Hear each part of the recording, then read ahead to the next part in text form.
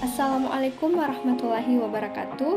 Nama saya Suci Maulidia Baharuddin, NIM H02220007, kelas Pendidikan Matematika 2022A, akan menyampaikan hasil kesimpulan saya mengenai mata kuliah Wawasan Sosial Budaya untuk pertemuan 1 sampai dengan pertemuan 8. Adapun materi selama 8 pertemuan, yaitu pada pertemuan pertama membahas kontrak perkuliahan, pertemuan kedua membahas pengenalan tentang wawasan sosial budaya, pertemuan ketiga membahas wawasan sosial budaya sebagai mata kuliah, pertemuan keempat membahas manusia dan kebudayaan, pertemuan kelima membahas hakikat hidup manusia, pertemuan keenam membahas peradaban Indonesia di tengah modernisasi, pertemuan ketujuh membahas manusia dan lingkungan, dan yang terakhir pada pertemuan 8 membahas individu dan masyarakat.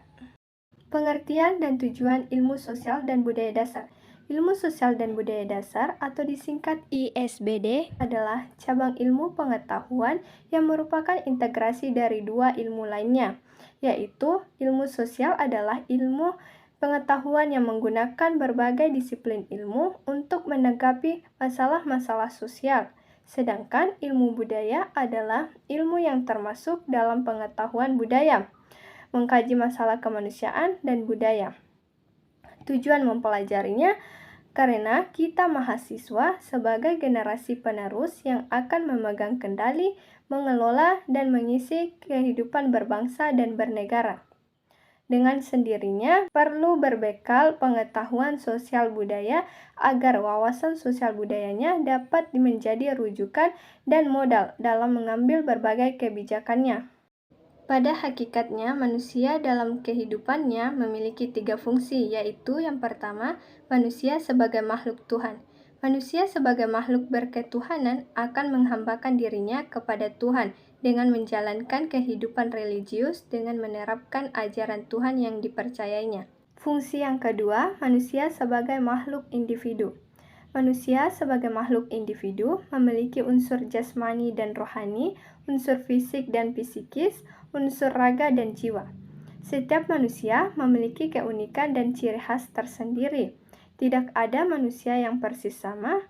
Setiap individu memiliki ciri dan sifat atau karakteristik bawaan yang merupakan karakteristik keturunan yang dimiliki sejak lahir, dan karakteristik yang diperoleh dari pengaruh lingkungan, merujuk pada lingkungan fisik dan lingkungan sosial, di mana lingkungan fisik seperti kondisi alam sekitarnya, sedangkan lingkungan sosial merujuk pada lingkungan di mana seorang individu melakukan interaksi sosial.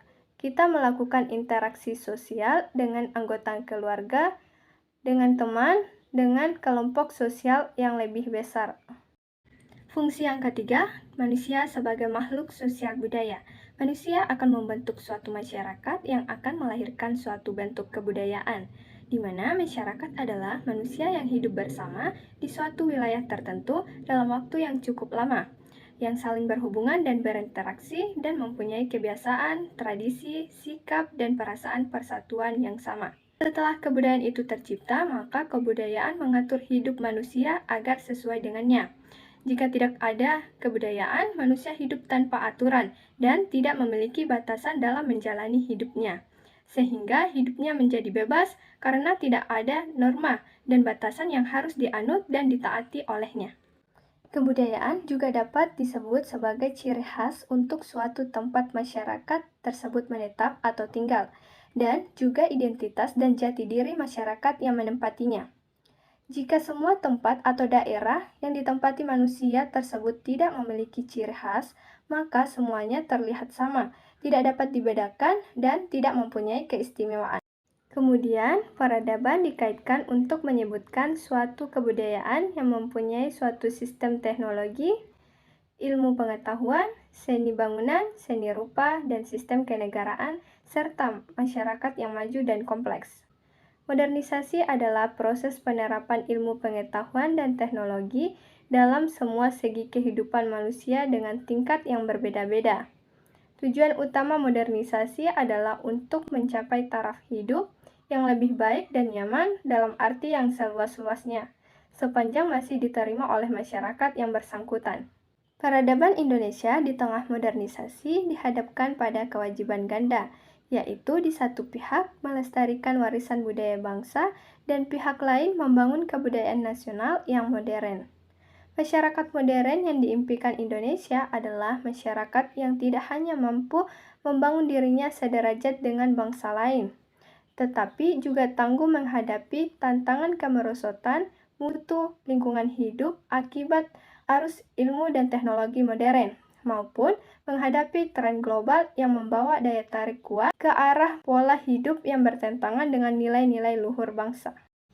Sekian dari pemaparan hasil kesimpulan saya. Lebih dan kurangnya mohon dimaafkan. Assalamualaikum warahmatullahi wabarakatuh.